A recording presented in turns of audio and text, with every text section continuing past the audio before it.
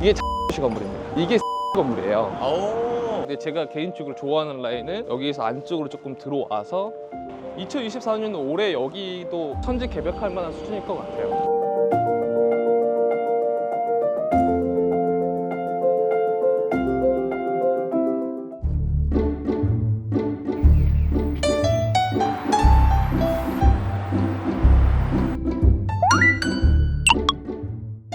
구역 네. 본격적으로 촬영하기 이전에 네네. 한 숙대를 먼저 와봤어요. 여기가 저 숙명여자대학교고 네. 저 위쪽으로는 이제 효창공원이 있어요. 효창공원 쪽으로 해가지고 상권도 형성되어 있는데 네. 오늘 이제 이쪽 내려가면 여기가 이제 메인 상권이죠. 근데 또 보니까 이제 대학교라서 그런지 네네. 원래 뭐 장사도 잘 되고 그러니까 뭐 공실이 거의 없던데요? 아니에요. 요새 그래도 숙대 입구 쪽에 공실이 꽤 많아요. 저기 보이시는 저쪽도 이제 권리금 없잖아요. 네. 권리금 그러네. 없음. 원래 여기가 그래도 예전에는 권리금이 꽤 있었던 지역 중에 하나였는데 네. 권리금이 거의 없더라고요. 제가 권리금도 한번 검색도 한번 해봤는데 네. 권리금을 정말 좀 싸게 내놓거나 좀 깎여서 내놓거나 하는 경우들이 좀 많은 것 같아요. 아. 예전에 한 10년 전에 매입했던 가격들이 네. 이쪽 라인이 뭐 평당 한 7,000선? 평당 한 7,000 정도 선인데 지금 다시 뭐 평당 7,000선에 나와도 네. 크게 이상하지 않은 상권 중에 하나예요. 10년 동안 왜 오르질 않았던 거예요? 이게 사실 객단가의 한계인 것 같아요. 그러니까 여기가 주 소비층이 네. 학생들이잖아요. 근데 학생들이 여기서 사 먹을 수 있는 이 금액이나 이런 것들이 높지가 않지 않습니까? 그렇죠. 근데 결국에는 여기가 투자하는 이유가 수익률 때문이거든요. 네. 수익률 때문에 사는 건데 임대료를 올리기가 힘든 거예요. 아. 보시면 아시겠지만 뭐 소매점, 뭐 테이크아웃점 이런 음식점들이 상당히 많고 그리고 여기 또 건너편은 남영역이고 아래쪽 내려가면 또 용리단 길 있죠. 그러니까 여기는 점심 정도만 소비를 하고 저녁이나 음주가물을 즐기거나 저녁 코스는 다른 쪽으로 상권에 좀 흡수가 되는 것 같아요. 아, 딱 공강 시간대만 좀 맞아요. 빠르게 배 채울 수 있고 맞아요. 진짜 이제 뭐 먹어야겠다 할 때는 맞아요. 좀 더 맞아요. 멀리 나가는. 그런 것 같아요. 아. 그래서 방학 시즌에 와보면 거의 사람들 안 다녀요. 그 여기는 그러면은 뭐 연예인들 매매 못 본 것 같아요. 저는. 어... 연예인분들 매매사를 못 본 것 같아요. 여기 이병 같은 데 보면 네. 거의 다 이제 원룸, 다가구촌으로 되어 있고요. 여기가 이제 그나마 메인길인데 수익률이 올라가기가 쉽지가 않아요. 수익률이 올라가려면 네. 유동인구가 많고 학생들만 있어서는 안 되고 뭐 30대, 40대들 다 와서 소비를 할 수 있는 정도의 어떠한 컨텐츠적인 임차인들이 들어오려면 네. 여기를 이끌 만한 어떤 요소가 있어야 되는데 여기는 전형적인 대학가 상권 중에 하나입니다. 한 10년간 매매사의 데이터베이스를 봤는데도 네. 그렇게 많이 못 올라간 것 같아요. 아... 2024년도 올해 여기도 뭐 메인길에 거래된 게 하나도 없어요. 근데 실질적으로 내놓으시는 것들은 네. 호가가 한 1억 2천에서 1억 5천 이렇게 높게도 부르긴 하는데 거래가 안 되죠. 그러니까 여기를 투자할 만한 이유가 딱히 없는 거예요. 근데 여기를 그래도 투자하시는 분들도 있을 거 아니에요? 투자를 그럼- 하려면 네. 매입가 자체부터 좀 저렴해야지만 수익률이 세팅이 될 거 아니에요. 네네네. 만약에 그래도 여기가 요구 수익률이 한 4% 정도 돼야 투자할 만한 가치가 있지 않을까 싶습니다. 수익률 4%면 높은 거죠? 그렇죠. 서울권 치고는 많이 높은 거죠. 아, 근데 뭐 좀- 수익률이 뭐 2%, 3%가 나오면 투자할 만한 이유가 딱히 없어요. 그리고 여기가 임대료가 낮다고 해가지고 막 임대료를 계속적으로 올릴 수 있는 상권도 아닙니다. 할 수 있는 음식 업종이나 이런 것들이 정해져 있고 객단가도 되게 낮고 그리고 권리금도 많이 형성도 안 되어 있고 그래서 상층부 임차인들은 임대료 밀리는 경우도 더러 본 것 같아요. 대학가 상권하면 어디 생각나세요? 홍대, 홍대, 건대랑. 건대. 뭐 가장 대표적인 게 홍대 건대죠. 뭐. 그쵸. 네네, 그쪽이 가장 대표적인 상권이고 거기는 퍼져나갈 만한 상권들이 상당히 많잖아요. 네. 그리고 홍대는 합정까지도 있고. 바운더리가 워낙 넓잖아요. 네. 마포의 가장 대표적인 학교이기도 하고요. 연대 이대 상권도 한참 핫했다가 네. 홍대 요새는 상권이 또- 워낙 또 바운더리가 넓어지다 보니까 그쪽에 다 흡수가 당해서 공실률이 정말 많이 늘었잖아요. 네. 집가도 많이 상승 안 하고 여기도 어떻게 보면 상권이 조금 비슷하죠. 1층에 권리금도 많이 없고 나가려고 하는 수요도 많은 것 같아서 앞으로 여기 상권이 막 엄청 좋아지지는 않을 것 같아요. 공원화 계획이 있잖아요. 예. 그런데도 불구하고 여기가 여기까지는 꽤 가깝잖아요. 수혜를 받을 이유는 없죠. 여기는 그냥 대학가 상권인 것 뿐이지 거기에 뭐 개발 호재가 연계되어 있는 라인은 전혀 아닙니다.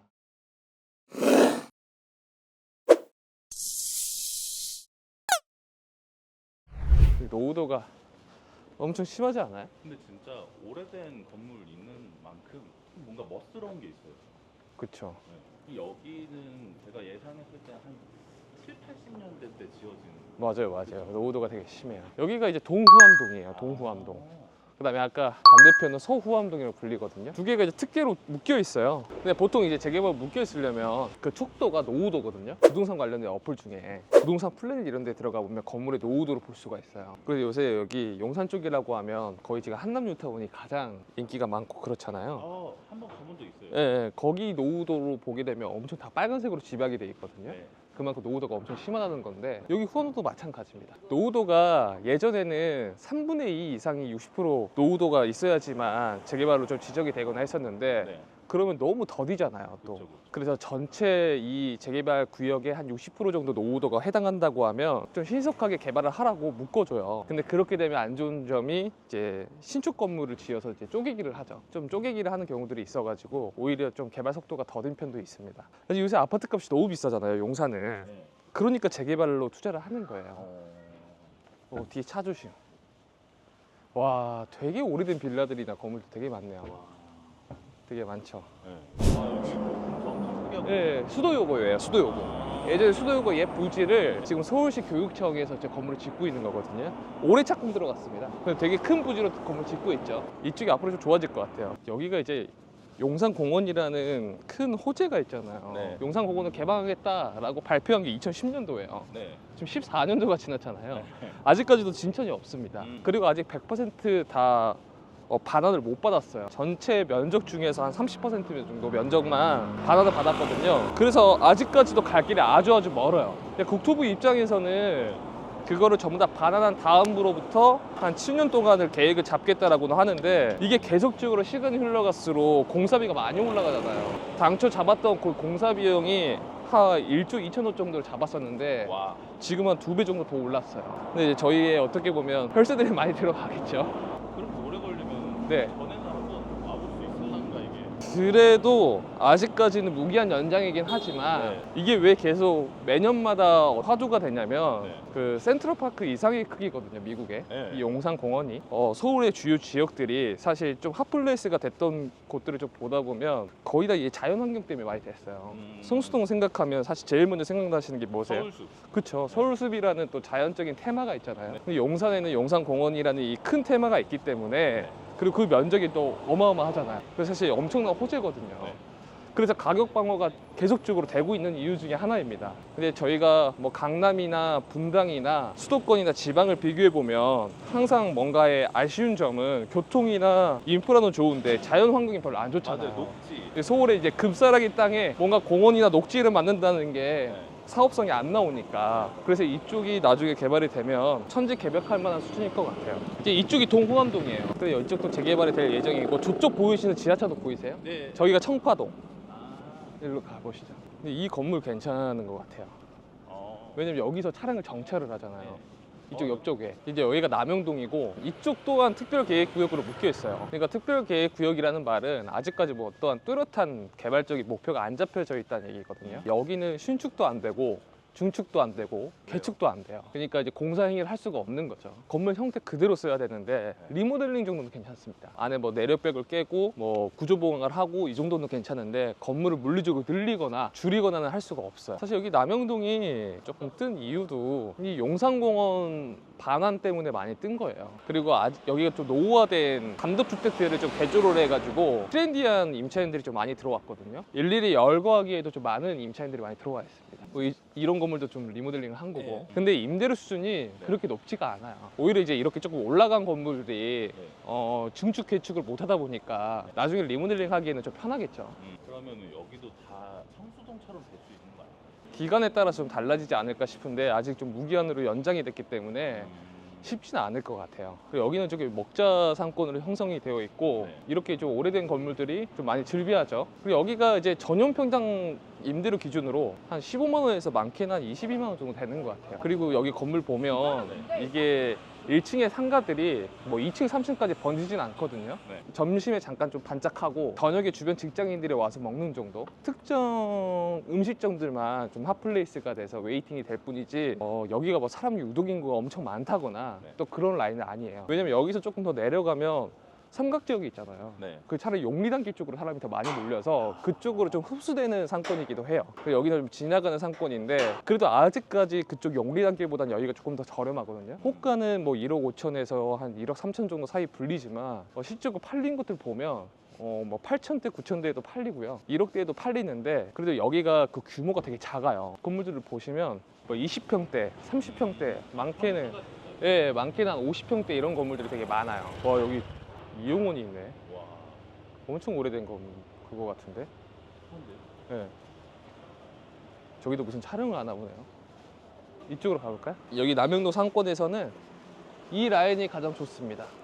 저쪽에서도 차량이 들어올 수도 있고 이 라인으로 되게 좋아요. 근데 제가 개인적으로 좋아하는 라인은 여기서 안쪽으로 조금 들어와서 이 길목이 있는 이쪽 라인이 더 훨씬 더 좋은 것 같아요. 여기 그래도 리모델링 해가지고 주택 형식으로 꾸며놓거나 카페 형식으로 꾸며놓은 것들이 되게 많아서 근데 이런 건물들이 되게 평수가 작아요. 네. 막 30평 이런 작은 평수니까 투자금이 적게 들어가잖아요. 네.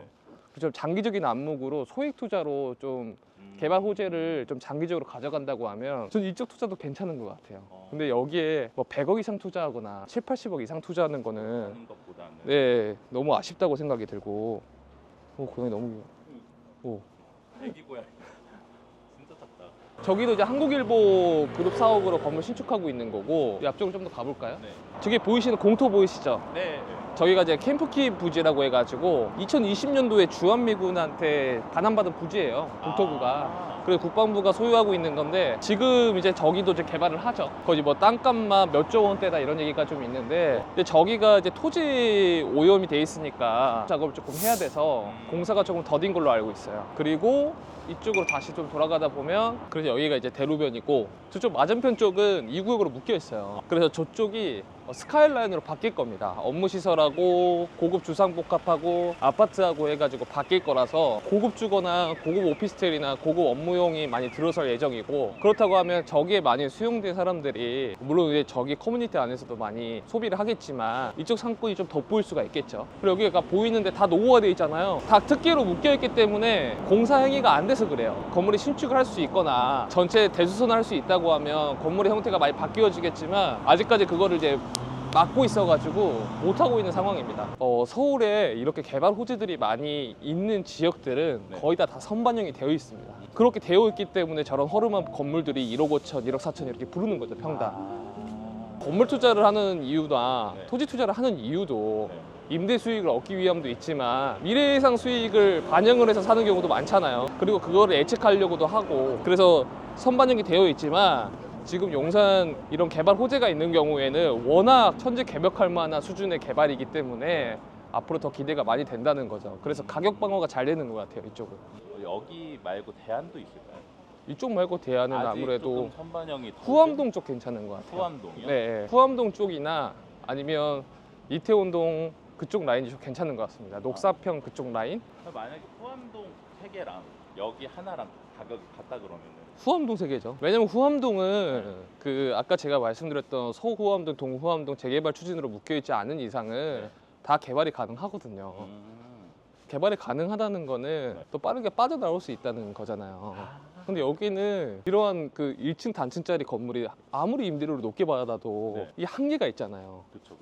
수익성을 더 증가시킬 수가 없는 한계가 한계가 있기 있으니까. 때문에 또다시 지가 상승을 기다렸다가 파는 거는 시간이 너무 오래 걸리니까 기회비용 측면에서는 그게 훨씬 좋겠죠. 다른 데로 이동해서 이제 다시 네네, 한번 이야기 가보시죠. 이어가볼까요? 네네. 자, 이제 장소를 이동을 해서 여기 이태원역 앞에 있습니다. 바로 뒤쪽에 보이시는 이 호텔이 가장 유명한 이태원역을 상징하는 건물이죠. 해밀턴 호텔 앞쪽인데요. 여기서부터 한강역까지 좀 걸어가면서 한번 이야기 나눠보도록 하겠습니다. 요새 이태원역 보다 보면 네. 저렇게 그 5개 광고물 사인물이 정말 많이 늘어났잖아요. 네네. 5개 광고 이 단가가 상당히 많이 높아졌어요. 그리고 건물 자체들도 일반 상업지 위주로 5개 광고물의 허가가 많이 나오기 때문에 단순히 임대료뿐만 아니고 수익을 추가적으로 또 상출할 수 있을 것 같습니다. 그 500원판 저거 얼마나 해요? 가격은 강남 기준으로는 억 단위가 넘어가고요. 한 달에요? 그렇죠. 한 구자당 8천만 원에서 억 단위가 넘어가는 것도 있어요. 와. 입지에 따라서. 특히나 청담 명품거리 이쪽 부근은 정말 많이 비싸겠죠.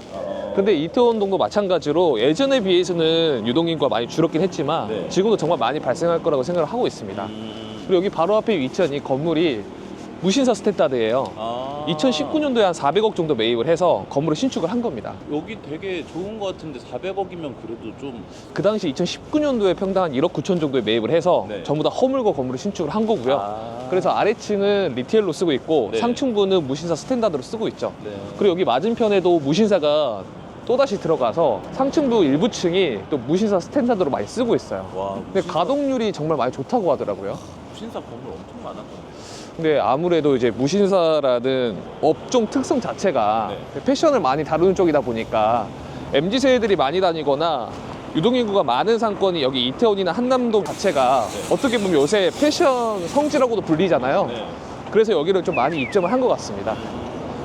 예전에 이태원동 같은 경우에는 1980년도에는 이태원은 외국인 특별 관광지구로 묶여가지고 그 당시에는 유일하게 새벽까지 마음대로 술을 먹고 춤을 출 수 있는 섹터가 여기 이태원동밖에 없었거든요. 네. 그래서 그러한 분위기들이 계속 지금까지 이어져 오고 있고 이태원동 자체가 요새는 매출액이나 그 다음에 점포 폐업률이 상당히 많이 높아졌어요. 그래서 그러한 이유가 원래 미8군 기지가 있었죠. 네. 거기가 원래 수용 가능한 인구 자체가 3만 명이고 거기에 딸려오는 미군들의 어떠한 가족분들까지나 다 포함하면 거의 6만 명 규모가 평택 기지로 이전하게 되면서 예전보다는 외국인 관광객들이 정말 많이 적어졌습니다. 아. 그래서 이태원동 여기 해밀턴 뒤쪽으로 가면 거기가 먹자 상권이잖아요. 네. 거기 임대료 수준이 정말 많이 낮아졌어요. 거기 예전에는 진짜 엄청 잘 됐어. 엄청 많았기도 하고 대로변에도 그 입점대 업종들이 정말 많았었는데 지금 한 10평 기준으로 한 150에서 200만 원 정도 하고요. 20평 기준으로 한 350만 원 정도밖에 안 돼요. 많이 싸진 거 그렇죠. 이게 예전에 비해서 그러면 평당 한 10만 원 초반에서 네. 많게는 20만 원 정도 받는다는 건데 그리고 지금은 권리금이 없는 가게들도 상당히 많습니다. 아, 그 정도로. 예, 엄청 많아요. 예전에는 최소 억대 권리금부터 시작을 했거든요. 워낙 잘 됐으니까. 워낙 잘 됐으니까 억대 권리금부터 시작을 했는데 지금은 그렇게 빈 공실들이 상당히 많아져서 이태원동 자체가 상권이 쇠퇴기를 걷고 있는 게 아니냐라는 말이 많이 나오고는 있어요. 네. 해밀턴 뒤쪽은 먹자 상권으로 구성이 되어 있고 네. 여기 맞은편으로는 앤틱 가구 거리라든지 그 한남 재개발로 많이 묶여 있잖아요. 네네네. 한남 뉴타운 재개발이 다 끝난다고 하면 거기에 고급 주거들이 들어오잖아요. 네. 그때 다시 한번 어떻게 보면 이태원동에 제2의 정상기가 오지 않을까. 그러면은 네네. 지금 많이 싸졌고 네네. 이제 한남 뉴타운이 되면은 네네네. 지금 들어오는 게 가장 좋은 전략 아닌가요? 그것도 맞는 방법일 수 있는데 요새 한남 뉴타운 재개발이 이야기가 되게 많잖아요. 되게 지지부진한 것 같아서. 계속적으로 지금 시도도 많이 하고 있고 결국에는 될 거예요. 네. 근데 거기에 흘러가는 기회비용 측면에서 네. 지금 이태원동을 들어가는 게 맞냐라고 보기에는 많이 애매하고요. 그리고 이제 대로변은 일단은 일반 개인들이 접근하기 상당히 어렵습니다. 그러니까 이태원로 자체가 전체 한 1.5km 정도 되는데 그 녹산평역에서 이태원역까지가 한 700m. 네. 그 다음에 여기 이태원역부터 한강균역까지가 한 700m 정도 되거든요. 네. 이 대로변의 시세나 금액 볼륨이 최소 100억은 다 넘어요. 그리고 사이즈 자체가 큰 것들은 500억이 넘어가기 때문에 개인들은 접근하기가 어렵죠. 그리고 이 영상을 보시는 분들은 아무래도 현금 자산이 많으신 분들보다는 네. 소액 투자를 하시려고 하시는 분들 상당히 많을 텐데 그러려면 대로변에 못 들어오니까 이태원도 뭐 어떤 이면이라든지 그 부근을 매입을 해야 되는데 지금 뭐 이미 시세가 많이 올랐고 이미 많이 올랐어요. 그렇죠. 한남동 같은 경우에 정말 많이 올랐고요. 네. 그리고 이제 이태원동 같은 경우에는 예전에 저희가 좀 안타까운 사건이 있었잖아요. 유동인구가 정말 많이 떨어졌어요. 그리고 공실률도 많이 생겨나기도 하고 객단가가 이전보다 좀 많이 떨어져서 선뜻 매입하기가 망설여지시는 분들이 상당히 많을 거예요. 지금 들어가서 네. 장기적으로 5년 내지 뭐 7년을 버티기에는 네. 좀 어려운 싸움일 수도 있다. 그러한 기회비용 측면을 차라리 또 다른 재투자를 통해서 네. 어느 정도 차익이 발생한 다음에 네. 그 뒤에 투자를 도모하는 것도 나쁘지 않지 않을까. 이렇게 좀 생각이 듭니다. 자, 이제 여기서부터 분위기가 많이 달라지죠. 네, 여기도 다른데. 여기 뭐 벽면 광고도 많이 있고요. 이제 한강진역 쪽으로 걸어가다 보면 분위기가 많이 고급화가 됐습니다. 그래서 여기 일대가 굳이 도보로 걸어보자고 하면 네. 한 700m? 빠른 걸음으로 한 5분 정도면 걸려요. 네. 이 사이에 원래는 예전에 이제 소상공인들이 많이 들어와서 네. 서민들이 많이 하는 업종으로 돼 있었는데 삼성물산 자회사에서 건물을 매입을 하기 시작을 했죠. 그러면서 삼성물산에 있는 자사 브랜드 비이커라든지 여러 군데 업종들이 많이 들어오게 되면서 고급화가 많이 됐습니다. 그래서 여기 한강진역부터 700m 이내에 삼성그룹이 건물을 가지고 있는 게 29채 정도가 있어요. 아, 29채. 예. 그러고 나서 여러 우류 브랜드들이 많이 들어오기 시작을 하면서 여기 한강진역 쪽으로 가는 이태원로 자체는 고급화 상권으로 많이 바뀌었습니다. 지금 제가 왼쪽을 비추고 있는데 여기 네. 오른쪽도 굉장히 네네. 멋있는 건물들이 많거든요. 엄청 멋있는 건물이 상당히 많죠. 이 길 기준으로 이쪽은 이제 라운미술관 라인이라고 불리고요.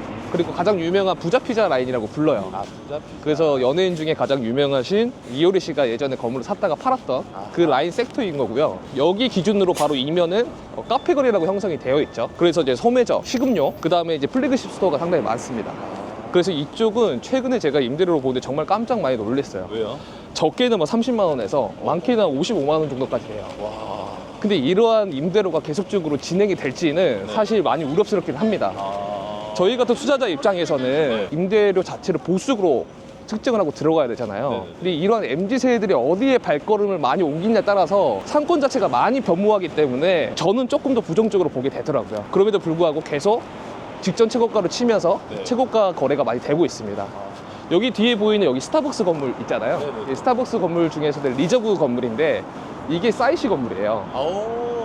이렇게 월드스타 분들도 매입을 하고 네네. 그리고 삼성도 29개나 들어왔으면은 네네. 여기 이면이더라도 어떻게든 개인이 어머, 들어와야 정말 많이 들어오죠. 그래서 2017년도부터 정말 많이 거래가 많이 됐고요. 2017년도 당시에는 1억 이하로 살 수 있었던 것들이 꽤 많았었는데 네. 지금은 최소 뭐 2억 이상까지도 많이 올라갔어요. 아. 그리고 여기 맞은편에 보이는 이 건물이 네. 예전에는 여기가 이제 자동차 볼보 전시장이었어요. 네. 근데 나가고 이제 새로운 업종이 들어온 것 같은데 이게 장동건 씨 건물입니다. 와, 근데 건물이 진짜 좀 예전에 유럽 형식으로 좀 되어 있죠. 엄청 이뻐요. 네. 그리고 이제 이쪽이 들어가는 쪽 라인이 이제 카페거리 초입이에요. 여기 마르디라는 의류 브랜드가 있는데 여기 좀 공격적으로 많이 매입하기도 하고 네. 공격적으로 많이 입점을 했어요. 네, 저쪽은 사람이 너무 많으니까 이쪽으로 좀 갈게요. 근데 확실히 대로변에서 들어오자마자 바로 이 언덕길이 시작되죠. 네. 이제 경사면이 시작되기 때문에 여기 뒤쪽은 거의 다 지하층이라고 보면 됩니다.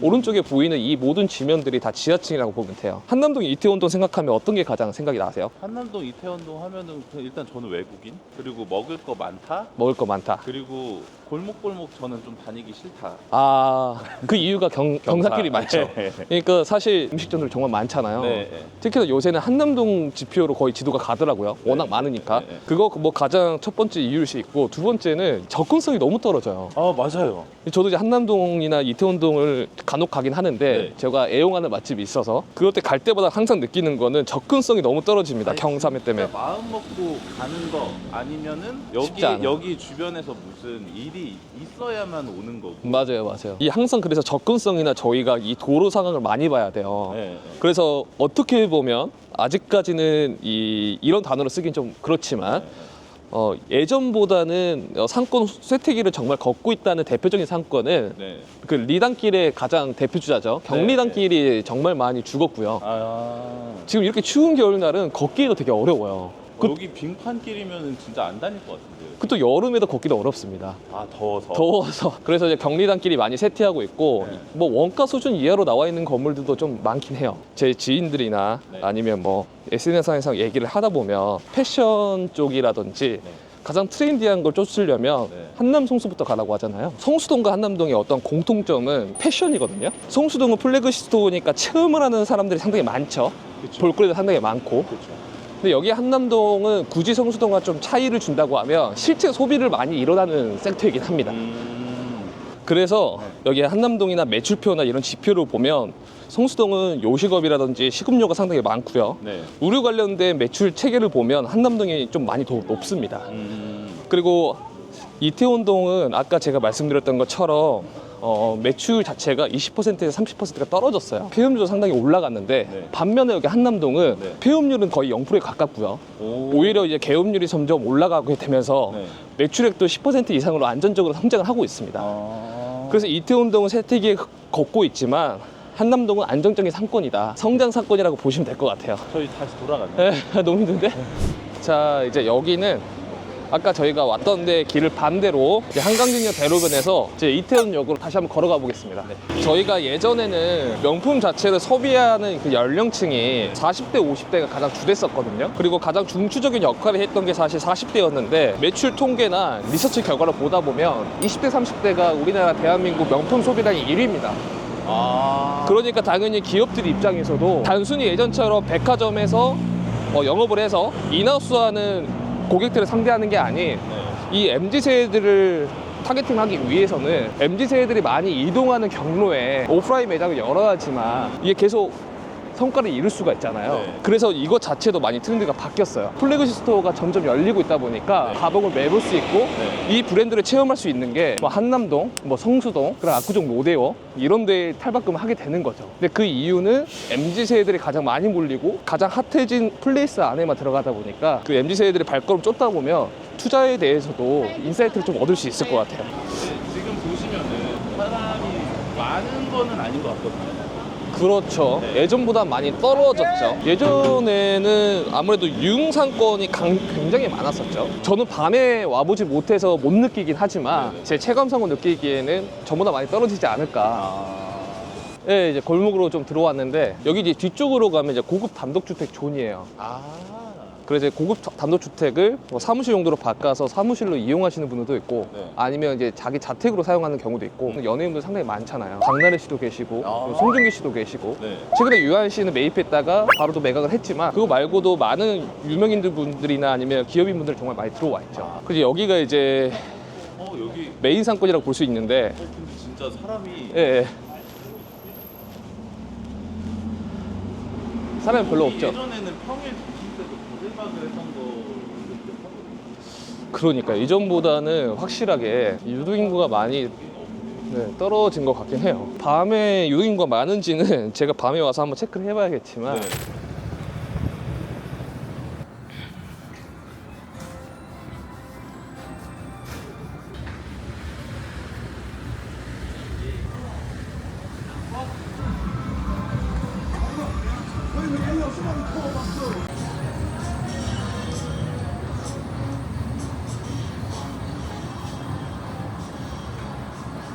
저희 회사 또 클라이언트들 보면 근린 생활 시설이 많이 들어가 있는 건물을 많이 두려워하시는 분들 상당히 많아요. 그러니까 저조차도 정말 확실한 상권이 아니면 추천은 많이 드리지도 않는데 그 이유가 저희가 이 짧은 기간 동안 많은 거 느꼈잖아요. 방금 보셨다시피 가장 대표적인 이태원 상권 중에 하나도 좀 쇠퇴기에 가까운 길을 걷고 있고 임대료는 점점 떨어지고 있고 권리금은 사라지고 있는 이런 상황에 예전에 저희가 또 떠올려 보면 코비드 때 웬만한 자영업자분들의 전체 한 9할 정도는 임대료가 다 밀렸습니다.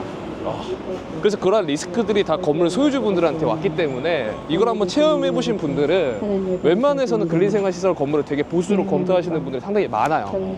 그래서 지금은 오피스, 그리고 뭐 소매업, 그리고 의류 뭐 이런 쪽들에 좀 업종들이 들어올 수 있는 건물이거나 그런 건물을 탈바꿈할 수 있는 어떤 사이트들을 좀 검토하시거나 공부하시는 분들이 상당히 많은 것 같아요. 그리고 여기 이태원은 설명할 게 너무 많아요. 스펙트럼이 워낙 넓어서 설명할 게 정말 많기 때문에 추후에 다시 한번 와서 뭐 경리단길, 뭐 기타 다른 쪽들, 뭐 해방촌도 있죠. 그런 쪽도 다시 한번 좀 설명드릴 수 있도록 하겠습니다.